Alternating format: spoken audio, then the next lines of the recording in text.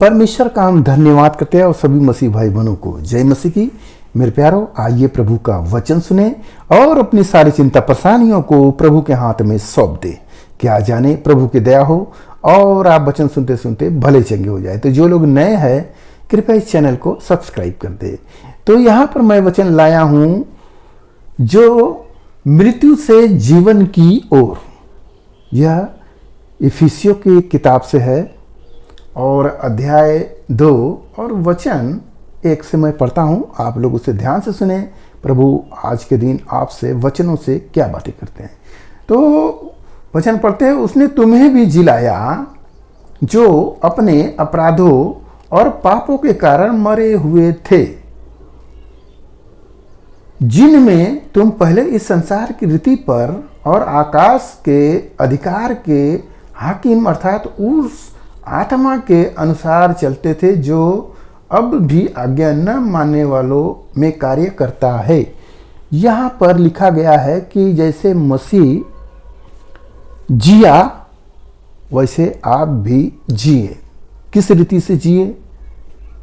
आप पहले आत्मा में मरे हुए थे, आपकी आत्मा मरी हुई थी।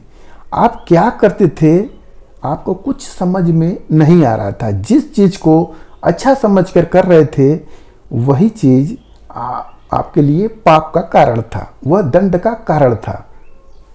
यहां पर मसीह यीशु आपको जिंदा करके देते हैं और लिखा गया है कि जैसे पहले लिखा गया है कि जिनसे तुम पहले इस संसार की रीति पर और आकाश के अधिकार के हाकिम अर्थात उस आत्मा के अनुसार चलते थे जो अब भी आज्ञा न मानने वाले लोग हैं, वैसी जीवन जीते थे। तो जैसे पहले हम उस अंधकार की शक्तियां हमें पकड़ी हुई थी और हम वह गलत काम कर रहे थे जो हमें समझ में नहीं आ रहा था, हम अच्छा समझकर चलते थे। जैसे आज के दिन आप देखेंगे लोगों को किस तरीके से वो काम कर रहे हैं, किस तरीके से वो पाप वाला काम कर रहे हैं। कहने पर उन लोगों को बुरा भी लगता है क्योंकि अच्छी बात कड़वी लगती है।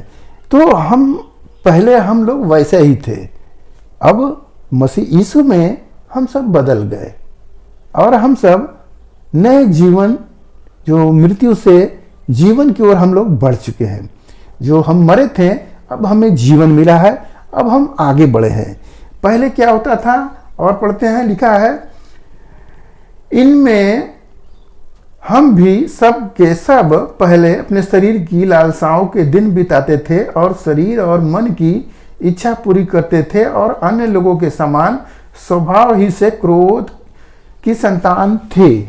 पहले हम सब भी जैसे आज संसार के लोग हैं उसी के अनुसार हम भी पाप में थे, क्रोध करते थे, जलन रखते थे, ईर्ष्या रखते थे, सब करते थे।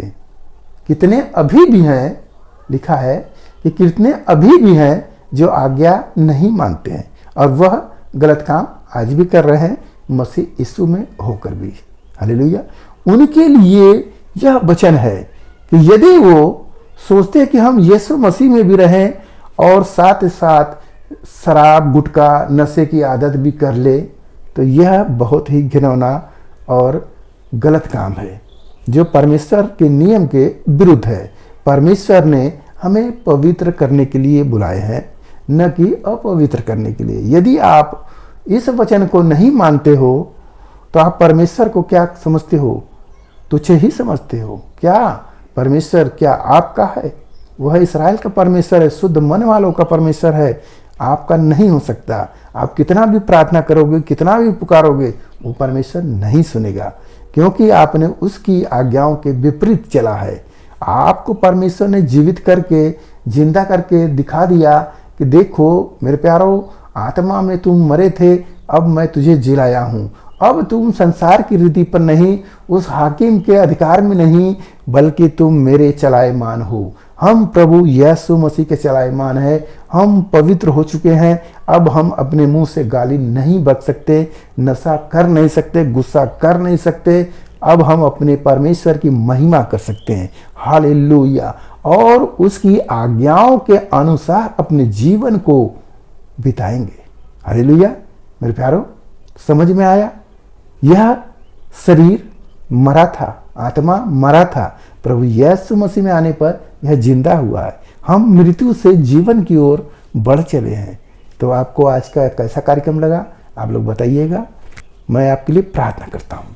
महान परमेश्वर, हम आपका धन्यवाद करते हैं इस मसीह आज के दिन प्रभु, जो यह वचन मिला, जितने सुने प्रभु उन्हें आशीष मिले, उनके घर परिवार में सुख शांति बनी रहे, सभी लोग भले चंगे रहे। मेरे राजा, हालेलुया, हम आपका दया चाहते इसी भाई के जीवन में। धन्यवाद करते हुए प्रार्थना यीशु मसीह के नाम में, आमीन।